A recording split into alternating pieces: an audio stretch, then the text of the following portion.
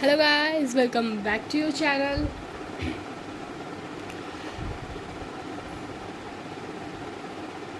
तो आज हम लोग का ये इलेक्ट्रोमैग्नेटिक इंडक्शन का लेक्चर नंबर 3 है। तो आज हम लोग यहाँ पे Faraday's law of electromagnetic induction से देखते हैं। So let's start our video. On the basis of an experiment following the two laws of Faraday, electromagnetic induction started as follows. Faraday के लॉ से हम लोग उसके इलेक्ट्रोमैग्नेटिक इंडक्शन के लिए दो लॉ बनाए गए हैं, Faraday first law and Faraday second law. The magnitude of the induced EMF in the circuit is equal to the rate of change of magnetic flux linked with the circuit. अब Faraday का second law पहले देखते हैं.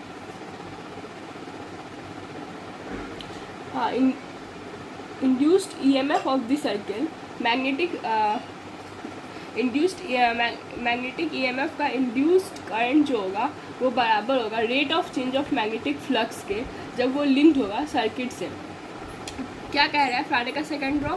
The magnitude of induced EMF का magnitude जो होगा बराबर होगा rate of change of magnetic flux के, जब वो कि सर्किट में लिंक होगा. Magnetic Faraday second law can be express है मैथमेटिकली. हम लोग उसको ऐसे ही एक्सप्रेस करेंगे. Induced EMF equal to rate of change of magnetic flux.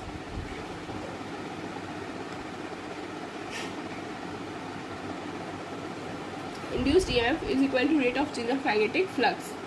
अब हम इसे इस फॉर्म में लिख सकते हैं E equal to minus d∅b/dt. The negative sign in our relation indicates the induced EMF always oppose the change in magnetic flux. अब negative sign जो है वो इंडिकेट कर रहा है कि इंड्यूस्ड ईएमएफ जो होगा वो हमेशा अपोज करेगा मैग्नेटिक फ्लक्स को जो कि सर्किट में है. In the case of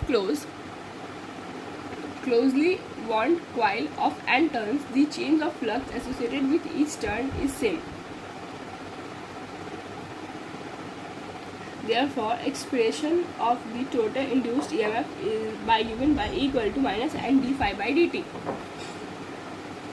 The induced EMF can be increased by increasing the number of turns and in the closed coil. अब induced EMF जो है वो इंक्रीज होगा नंबर ऑफ टर्न्स को इनक्लोज कॉइल को बढ़ाने से. EMF जितना हम लोग नंबर ऑफ टर्न्स को बढ़ाएंगे उतना ही जो है उसका EMF भी बढ़ेगा.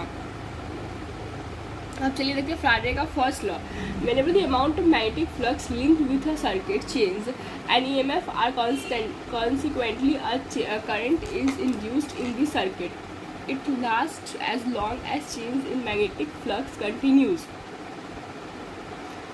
अब जब हमारा मैग्नेटिक फ्लक्स से लिंक किया गया है सर्किट से, तो EMF जो है वो कॉन्स्टेंटली इंड्यूस्ड होगा सर्किट में. क्या आ गया है यहाँ पे? Magnetic flux link with circuit change and EMF and consequently a current induced in the circuit. अब मैग्नेटिक फ्लक्स जो होगा हमारा जब लिंक किया जाएगा सर्किट से, तो EMF जो होगा वो EMF ऑफ द सर्किट जो होगा वो कॉन्सिक्वेंटली जो होगा इंड्यूस्ड होगा सर्किट में. चलिए हम लोग ने फैराडे का फर्स्ट लॉ और फैराडे का सेकेंड लॉ उसको देख लिया है. अब देखते हैं इंड्यूस्ड EMF एंड करंट. अब लोग इंड्यूस्ड EMF को देखते हैं और करंट को देखते हैं. If N the number of turns, N जो हमारा नंबर ऑफ टर्न्स है, आर जो हमारा रेसिस्टेंस है कॉइल का, and magnetic flux link with each turn. अब मैग्नेटिक फ्लक्स जो है वो लिंक किया गया हर एक टर्न से. Change by d∅ is short time interval dt. Change जो हमारा d∅ आ जाएगा और टाइम इंटरवल जो हमारा आ जाएगा वो dt आ जाएगा. Induced EMF in the coil E equal to minus n d∅b/dt. Induced EMF जो होगा कॉइल का माइनस n d∅/dt आ जाएगा. Induced current following through the coil. Induced current जो होगा कॉइल से जब फ्लो करेगा तो हम लिखेंगे I equal to E/R equal to minus n/r dot d∅/dt. अब हम लोग I को ले लेंगे V/R. सब आगे हम लोग I का लिखेंगे I equal to V/R equal to minus n/r d∅/dt. Electric current flows due to induced current में हमारा आ जाएगा Q equal to I dt equal to minus n/r d∅b. अभी क्वेश्चन देखते हैं, क्वेश्चन काफ़ी इजी है।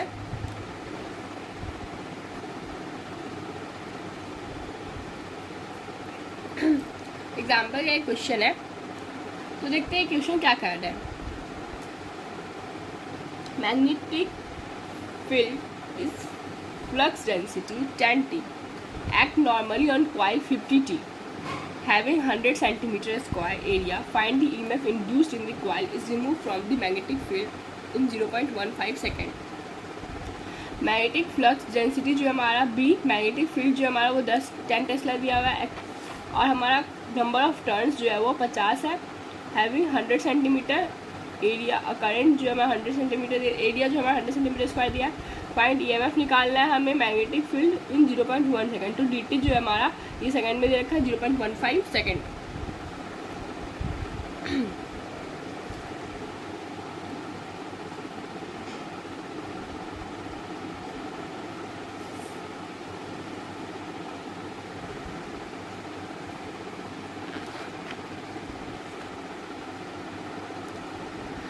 ओके, सो अब यहाँ से देखते हैं magnetic field linked with the coil initially φ1 equal to NBA। तो हमारा N जो है दे रखा है 50, B जो दे रखा है 10 और A जो रखा है हमारा 100 सेंटीमीटर स्क्वायर ना, इसको मीटर में चेंज कर देंगे तो 10⁻⁻2 मीटर स्क्वायर। तो यहाँ पर 10⁻⁻2 आ जाएगा। इस सब को कैलकुलेट करेंगे हम लोग तो 5W भी आ जाएगा। तो but magnetic flux linked with the coil finally either when remove from the magnetic field φ2 equal to 0, हम लोग φ2 को 0 ले लेंगे, ऑलवेज 0 लेंगे हम लोग इसको जब तक दिया नहीं रहेगा। तो induced EMF equal to dφ/dt। अब इसको इंटीग्रेट इसको सॉल्व करेंगे तो माइनस φ2 माइनस φ1/dt। φ2 तो हमारा दे नहीं रखा है तो हम लोग φ2 को 0 ले लेंगे, φ2 इक्वल टू 0, और φ1 जो है हमारा 5 ले लेंगे कि हमारा φ1 जो है यहाँ पे निकाला है 5, और dt जो हमारा यहाँ पे 0.1 सेकेंड दे रखा है तो 0.1/5। अब इसको सॉल्व कर देंगे तो हमारा इतना वैल्यू आ जाएगा वोल्ट। चलिए दूसरा क्वेश्चन देखते हैं, ये भी सेम ऐसा ही है। Square loop of side 100 centimetre, resistance जो हमारा 0.5 सेंटीमीटर दे रखा है, प्लेस वर्टिकली है, east west plane as uniform magnetic field जो हमारा 0.01 टेस्ला दे रखा है, 0.10 Tesla, and set up a cross plane north east direction. The magnetic field is decreased 0 in 0.70 as steady rate. Determine the magnitude of induced EMF and current during the time interval. तो given B equal to हमारा दे रखा है इतना इतना इतना जो value बता रखा है। थीटा जो हम लोग उसको 45 ले लेंगे। As angle made by area vector of the loop with magnetic field is 45 degree. तो एरिया वेक्टर के साथ जो हमारा लूप जो है मैग्नेटिक फील्ड लाइन बनाएगा वो 45 डिग्री में बनाएगा।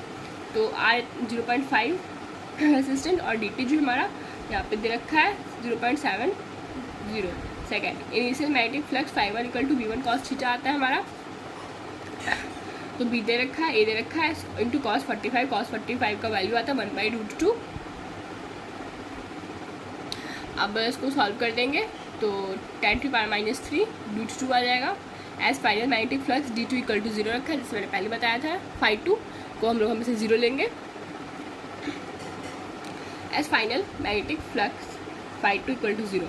अब मैग्नीट्यूड निकालना है इंड्यूस EMF का, तो इक्वल टू dφ/dt। तो φ2 माइनस φ1/dt 0 माइनस φ1 हम निकाला है यहाँ पे, तो इसका वैल्यू पुट कर देंगे, और dt हमारा 0.70 दे रखा है तो इसका वैल्यू पुट कर देंगे, फिर इसको मल्टीप्लाई कर देंगे और इसको सॉल्व करेंगे तो हमारा आएगा 10⁻³ वोल्ट इक्वल टू 1.0 MV। अब मैग्नीट्यूड ऑफ इंड्यूस्ड करंट, अब हम लोग इंड्यूस्ड करंट का मैग्नीट्यूड निकालेंगे, I इक्वल टू E/R आ जाता है। तो इक्वल टू हम लोग का दे रखा है 10⁻³ वोल्ट, और R जो है हम लोग का रेसिस्टेंस दे रखा था क्वेश्चन में 0.5 रेसिस्टेंस इंटू 2 इंटू, तो इसका वैल्यू आ जाएगा 2 × 10⁻³ M। A इक्वल टू आएगा 2 मीटर 2 MA। आई होप आप सभी को ये दोनों क्वेश्चन अच्छे से समझ में आया हो। तो देखिए कितना बाकी है अभी, हाउ प्रैक्टिस पेपर में इतना बाकी है। चलो इसे जल्दी जल्दी ख़त्म करते हैं। अब देखते हैं अपने Lorentz laws. This law give us the direction of induced current in the circuit.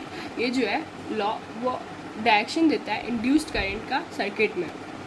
According to this law, the polarity of EMF induced is such that they tend to produce current when they oppose the current change in magnetic flux at produced state. Illustrate the Lorentz law. अब Lorentz law को देखते हैं deeply. As magnet is moved toward the loop, जब magnet जो है वो loop के through pass जब मूव करेगा and particular amount of current is induce to the loop. अब कुछ अमाउंट ऑफ करंट जो होगा वो लूप में इंड्यूस कर जाएगा. The magnetic field is produced by the current with the magnetic dipole moment M. अब जो मैग्नेटिक फील्ड जो होगा वो मैग्नेटिक डाइपोल के साथ जब इंड्यूस प्रोड्यूस करेगा तो उसका मोमेंट जो होगा एम होगा. Oriented to oppose the motion of the magnet, तो वो मैग्नेट का जो मोशन को अपोज करेगा magnetic field. Thus, induced current must be counter clockwise as shown in the figure. अब जो होगा induced current जो होगा वो हमेशा काउंटर क्लॉकवाइज हो कुछ शो करेगा, जैसे कि आप लोग को फिगर में दिखाया गया. काफ़ी इंपॉर्टेंट पॉइंट है, आप लोग इसे जरूर हाईलाइट कर लें.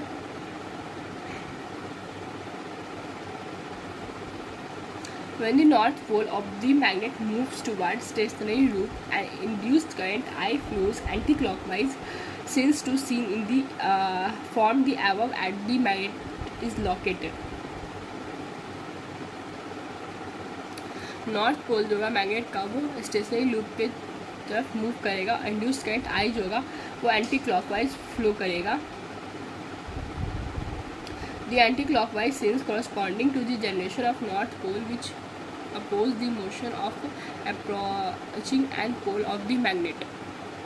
एंटी क्लॉकवाइज सेंस जो होगा वो करस्पॉन्डिंग होगा नॉर्थ पोल के जनरेशन का और मोशन अप्रोच करेगा and north pole of the magnet. जो वो मोशन जो है यहाँ पर वो हमारे नॉर्थ पोल को अट्रैक्ट करेगा अपनी तरफ रेस्ट पे. अब देखते हैं when the north pole of the magnet is moved away from the loop, the current I flows clockwise. अब जो नॉर्थ पोल का मैग्नेट का जो होगा उसको हम लोग लूप से दूर करेंगे तो उसमें करंट आई जो होगा फ्लो करेगा क्लॉकवाइज में. अब sense the corresponding the generation of south pole in the south in the figure the induce south pole oppose the motion of reading north pole. अब इंड्यूस साउथ पोल जो है वो oppose करेगा motion of the reading north pole के. ये point क्या कह रहा है, when the north pole of the magnet is move away from the loop. अब जो हम लोग एक पोल है उसको नॉर्थ पोल को हम लोग अगर उससे दूर मूव करेंगे तो उसमें करंट आई जो होगा वो फ्लो करेगा क्लॉकवाइज फ्लो करेगा. ओके. अब दूसरा point, the direction of current induce in the above case remain same if instead of the loop of the magnet keep stationary and loop is move toward the away from it. Direction जो होगा current का वो induced होगा above cases में same रहेगा instead of the loop. सिर्फ loop को छोड़ के the magnet kept stationary the loop is move toward. अब मैग्नेट को हम लोग स्टेशनरी रखेंगे तो वो करंट जो होगा लूप का वो उसके अब उस टुवर्ड और अवे फ्रॉम इट, तो उसकी तरफ और या फिर उससे दूर की तरफ दूर वो मूव करेगा. कुछ फिक्स्ड नहीं है इसका. Relative motion between loop and magnet. If both the loop and magnet are in relative motion with respect to each other, the induced pole of the loop facing magnet in cross of Lorentz law.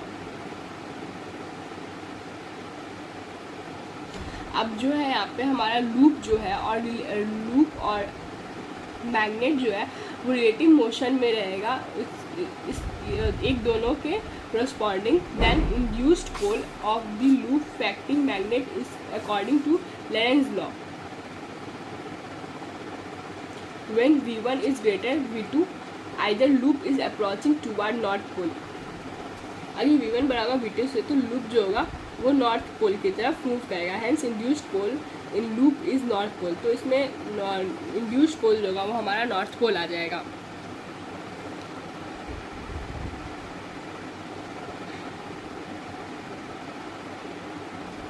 Second case देखते हैं. जब V2 बड़ा होगा then loop is receding away from the north pole, hence induced pole in the loop is south pole. अब V2 जब इसमें बड़ा होगा तो लूप जो होगा वो दूर जाएगा नॉर्थ पोल से, hence induced pole in loop is south pole. तो इसमें induced pole होगा और साउथ पोल होगा क्योंकि नॉर्थ पोल से तो वो दूर जा रहे हैं.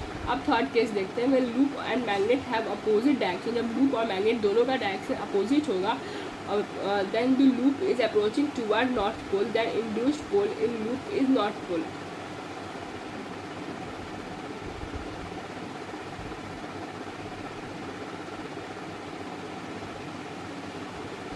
तो उसमें जब लूप जो होगा, तब लूप जो होगा वो अप्रोच करेगा नॉर्थ पोल की तरफ, and induced pole is north pole. तो इसमें जो होगा वो इंड्यूस्ड पोल नॉर्थ पोल होगा। कब होगा इंड्यूस्ड पोल नॉर्थ पोल? जब लूप और मैग्नेट जो होगा वो अपोजिट होगा एक दूसरे के डायरेक्शन से। ओके, थर्ड केस मैं दिखा देती हूँ। ये देखिए,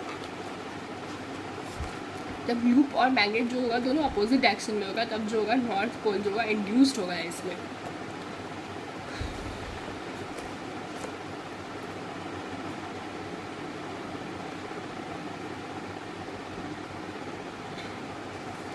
फोर्थ केस देखते हैं, when loop and magnet have opposite direction of velocity and loop is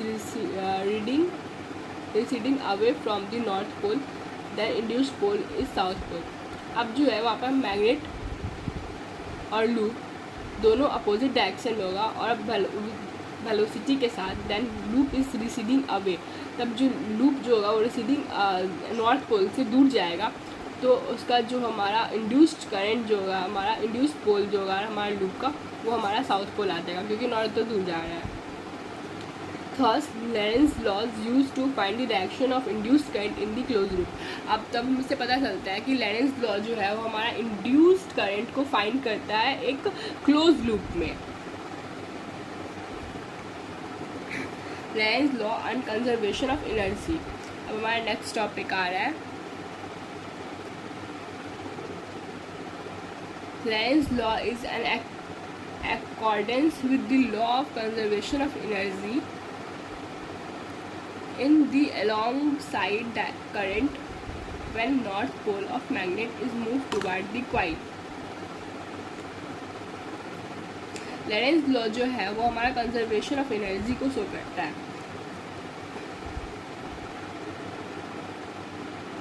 अब जो है हमारा नॉर्थ पोल ऑफ मैग्नेट जब है कॉइल की तरफ जाएगा,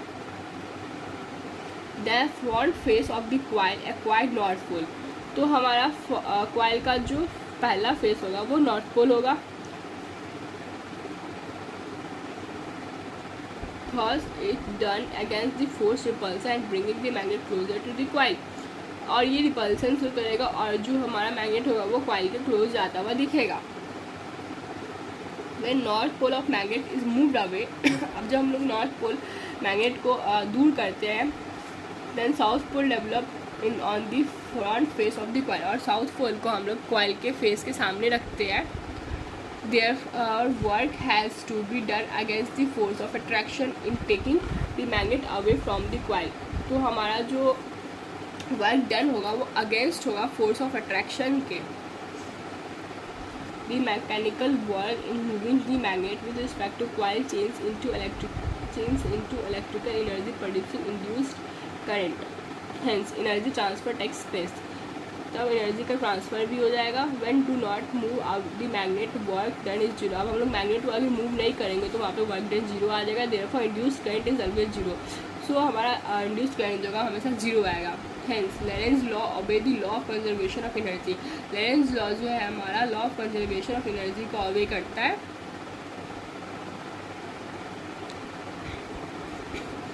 अब देखते हैं हमारा फ्लेमिंग्स राइट हैंड रूल क्या कहता है। Fleming's right hand rule also gives the direction of induced current in a conductor moving in magnetic field.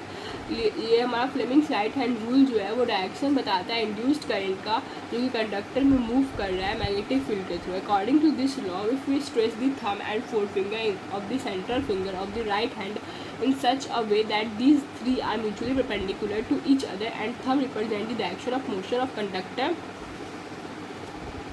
of the forefinger represent the direction of magnetic field, then the central finger will represent the direction of induced current as shown below. अब Fleming's right hand हम लोग क्या करता है, direction of induced current जो है conductor का वो मूव करेगा मैग्नेटिक फील्ड के अलॉन्ग है। अब हम लोग देखते हैं, अब हम लोग अपना राइट हैंड लेते हैं, Fleming's right hand thumb rule के अकॉर्डिंग जो है हमारा थंब जो है वो रिप्रेजेंट करेगा direction of motion of conductor को, और जो है फोर फिंगर जो है हमारा रिप्रेजेंट करेगा magnetic field of central finger को, and will represent the direction of induced current as shown below.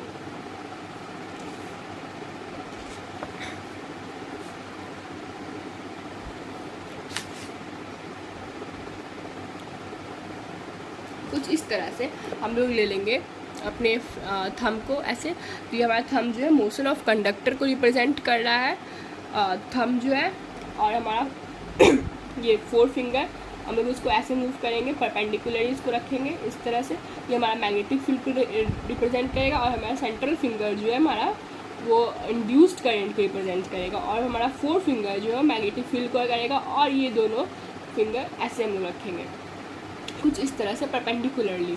Okay, ये ऐसे एंगल जाएगा ऐसे। सो ये हमारा थंब जो है हमारा मोशन ऑफ कंडक्टर को रिप्रेजेंट कर रहा है, हमारा ये फिंगर जो है हमारा फोर फिंगर मैग्नेटिक फील्ड को रिप्रेजेंट कर रहा है, और हमारा मिडिल फिंगर इंड्यूस्ड करंट को रिप्रेजेंट कर रहा है। मोशन ऑफ इलेक्ट्रोमोटिव फोर्स, अब हम लोग देखते हैं।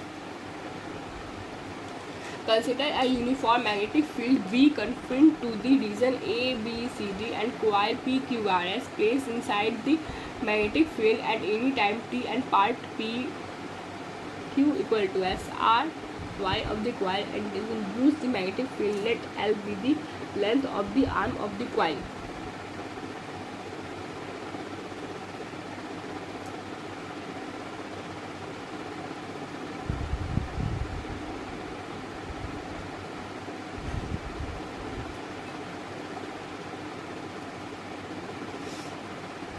हम लोग यूनिफॉर्म मैग्नेटिक फील्ड ले लेंगे V, और एक सर्कल बनाएंगे, इसका ABCD डालेंगे और कॉइल डालेंगे PQRS, प्लेस करेंगे मैग्नेटिक फील्ड के अंदर उसे, और टाइम t ले लेंगे, और PQ जो होगा हमारा SR के बराबर होगा।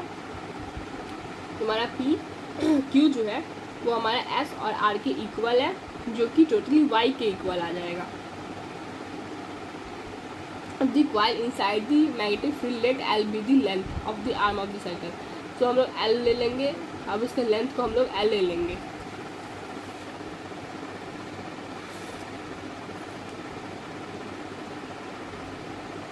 Area of the coil inside the magnetic field at time t, delta S equal to QR into RS LY, magnetic flux link with the coil at any time t, phi B equal to BA S equal to BLY। अब phi जो हमारा B delta S जो होगा हमारा बराबर होगा BLY के। If E is induced EMF, अगर E जो हमारा इंड्यूस्ड EMF है, then according to Faraday's law E equal to D phi by D T, हम लोग ने पीछे पढ़ा था। अब इसको सिंप्लीफाई करेंगे तो equal to D BLY by D T आ जाएगा, क्योंकि फाई का हमारा वैल्यू BLY है। अब हम लोग इसको सॉल्व करते हैं।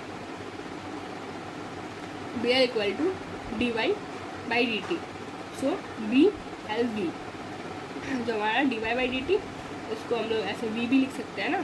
सो हमारा E इक्वल टू आ जाएगा BLV formula, where minus dx by dt equal to V if the velocity of the coil. From Fleming's right hand rule, the current due to induced EMF will flow from the end R to Q. अब जो हमारा Fleming right hand thumb rule से ये proof किया जाता है कि ये जो हमारा इंड्यूस्ड EMF जो होगा फ्लो करेगा R से Q की तरफ along SRQP in the coil. The induced electromotive force EMF BLV called motional EMF. अब जो हमारा इंड्यूस्ड इलेक्ट्रोमोटिव फोर्स जो होगा EMF हो जाएगा BLV जो होगा हमारा मोशनल EMF होगा। Note when conducting rod of length L fix at its one end move on a circular path with angular velocity omega in a uniform magnetic field B normally on its induced EMF produced in it equal to 1/2 B omega L square. यहाँ पे देख सकते हैं magnetic field inward है omega, ये जो हमारा point जो फिक्स्ड होगा लेंथ L ले लिया गया है।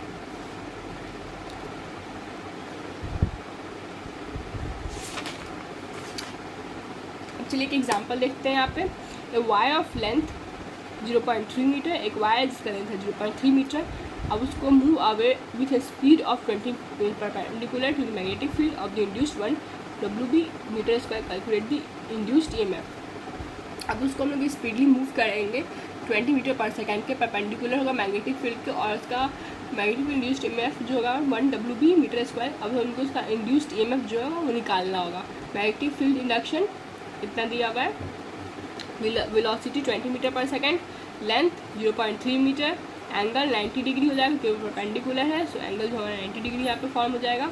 Magnetic field B = 1 weber as induced EMF हमारा फॉर्मूला पर डायरेक्टली इसको पुट करेंगे, =BLV B जो हमारा दे रखा है 1 × L 0.3 × 20, V का वैल्यू दे रखा है =6 वोल्ट। इसका डायरेक्टली आंसर आ जाएगा।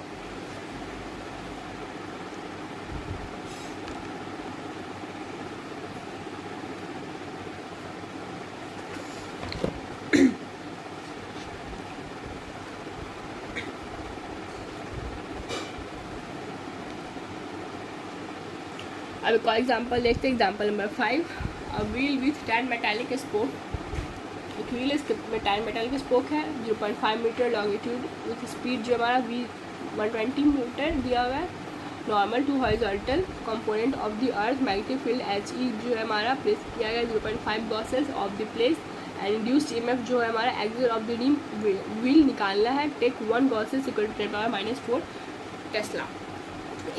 1 गॉसेस को हम लोग 10⁻⁻4 टेस्ला लेना है। So induced EMF = 1/2 BWL²। तो हम लोग इसको कुछ इस तरह से लिख सकते हैं, ओमेगा = 2πf = 2π 1/20 × 60 = 4 आ जाएगा, 4π आ जाएगा। इसको सॉल्व करेंगे तो लेंथ जो हमारा 2r दे रखा है, सो हम लोग इसको पुट करते हैं 1/2 × 4π × 0.4 × 10⁻⁻4 × 0.5, डायरेक्टली फार्मूला में पुट कर रखे हैं वैल्यू को। उसके बाद इसको सॉल्व करेंगे तो हमारा इतना वैल्यू आ जाएगा।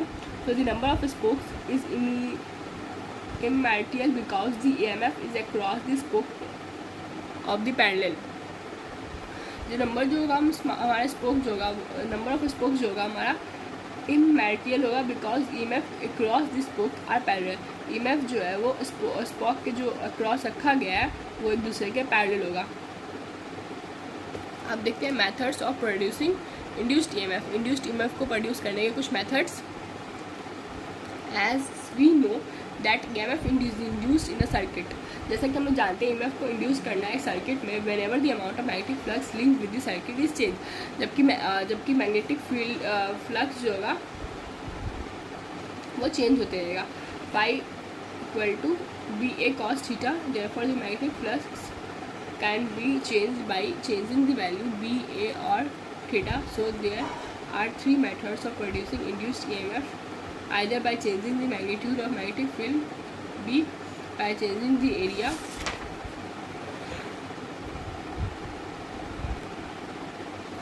by changing the angle theta between the direction of B, the normal of the surface area A, the changing relative orientation of the surface area and magnetic field। आप लोग इसको चेंज करेंगे by changing theta को बदल देंगे, direction of B and normal to the surface area. Direction of B को हो जाएगा वो नॉर्मल होगा सरफेस एरिया के ए के through. Changing the relative orientation of the surface area magnetic field. अब जो हमारा चेंज कर देंगे रिलेटिव ओरिएंटेशन को मैग्नेटिक फील्ड के according. The magnetic flux link with the loop does not change when. अब जो हमारा मैग्नेटिक फ्लक्स जो होगा जो कि लूप से लिंक किया गया होगा वो कब कब चेंज नहीं होगा वो देखते हैं। Magnet and loop are moving with same velocity. जब मैग्नेट और लूप जो होगा वो सेम वेलोसिटी से मूव करेगा। Magnet is rotate around its axis without changing the distance from the loop. अब जो होगा हमारे एक्सिस के एक चारों तरफ जो मैग्नेट को रोटेट करेंगे बिना उसके लूप के डिस्टेंस को चेंज किए। Loop is move in uniform magnetic field and whole of the loop remain in the field. अब जो हमारा एक लूप को यूनिफॉर्म मैग्नेटिक फील्ड से मैग्नेटिक फील्ड के चारों तरफ घुमाएंगे और बाकी सारे जो लूप होंगे वो मैग्नेटिक फील्ड में ही रहेंगे। तो ये 3 फैक्टर्स है जिससे चेंज नहीं होगा। Induced quantity and their formula. अब हमारा छोटा सा की पॉइंट में जो हमारा इंड्यूस्ड क्वांटिटी दिया हुआ है और हमारा कुछ फार्मूला दिया हुआ है वो देख लेते हैं।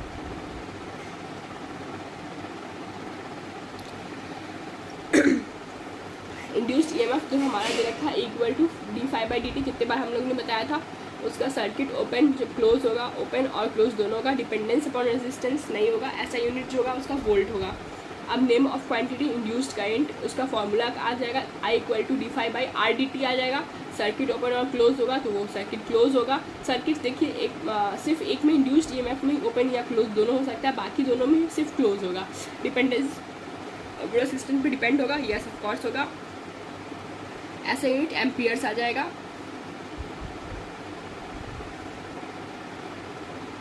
अब देखते हैं change flow due to induced current जो हमारा आएगा formula dq equal to d∅/dt आ जाएगा। सर्किट जो हमारा क्लोज होगा, डिपेंडेंस अपॉन रेजिस्टेंस होगा, यस, और ऐसा यूनिट कूलम हो जाएगा। अब देखते हैं induced current in a circuit. R is the electrical resistance of the circuit that induced current is in the circuit given by। अब जो R जो होगा R जो इलेक्ट्रिक रेसिस्टेंस जो होगा सर्किट का जब इंड्यूस्ड करंट में होगा तब उसको I इक्वल टू E/R लिखेंगे। If induced current is produced in a coil rotate in uniform magnetic field. अब इंड्यूस्ड करंट जो होगा वो कॉइल में रोटेट करेगा तो इसका मैग्नेटिक फील्ड ऐसे आएगा I equal to NBA omega sine omega t/R, I0 equal to sine omega t। अब जो I0 equal to NBA omega R equal to peak of the induced current, N equal to number of turns, B equal to magnetic field, omega equal to angle of velocity of rotation, A equal to area of cross section. अब एक last question देख लेते हैं, फिर जो हमारा topic practice test 1 आ जाएगा और उसके बाद हमारा कुछ और टॉपिक्स बचेगा। और ज़्यादा नहीं है, बस इतना ही टॉपिक प्रैक्टिस टेस्ट 2 के बाद चैप्टर ख़त्म है। हाँ, एक और प्रैक्टिस बचेगा, टॉपिक प्रैक्टिस 2, उसके बाद चैप्टर हमारा ख़त्म हो जाएगा। तो चलिए हम इस क्वेश्चन को देख लेते हैं। Square metal wire of side 20 centimetre, एक स्क्वायर मेटल वायर जिसका साइड 20 सेंटीमीटर दे रखा है और रेसिस्टेंस जो हमारा 2 रेसिस्टेंस ओमेगा दे रखा है और move in constant velocity V0, जो कि कांस्टेंट वेलोसिटी से मूव कर रहा है जो कि V0 है in a uniform magnetic field. Uniform magnetic field में और इंड्यूस्ड इंडक्शन जो हमारा B equal to 1 WB metre as shown in figure, जो हमारा फिगर में दे रखा है। इस फिगर में the magnetic field line are perpendicular, magnetic field line जो होगा वो परपेंडिकुलर हो जाएगा प्लेन ऑफ द लूप के। The loop is connected in network of resistance each value equal to 5 resistance. The resistance lead wire VF equal to AE and negligible. Lead करेगा VF जो होगा हमारा AE के बराबर होगा और नेग्लिजिबल होगा, उसको कोई वैल्यू नहीं है। So what should be the speed of loop, तो हमें लूप के स्पीड को निकालना है। सो हैव स्टेडी करंट जो हमारा 2 मीटर 2 mm दे रखा है लूप को। Given direction of the current of the loop, तो डायरेक्शन ऑफ द करंट क्या होगा लूप का। From the figure we see in the network of CEDF is balancing western bridge तो no current will flow in branch CD। तो equivalent resistance of CEDF network is R equivalent. अब हम लोग इसको R equivalent कैसे निकालते हैं।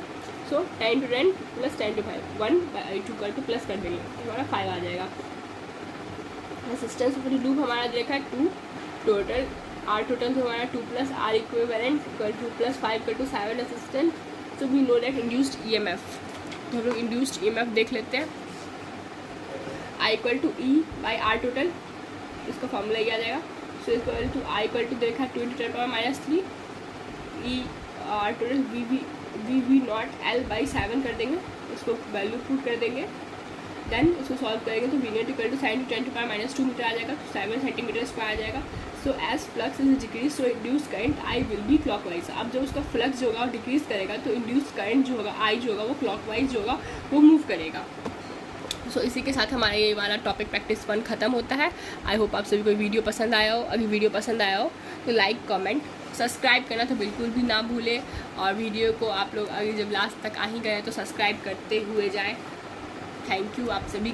I hope आप सभी को वीडियो काफ़ी पसंद आया हो।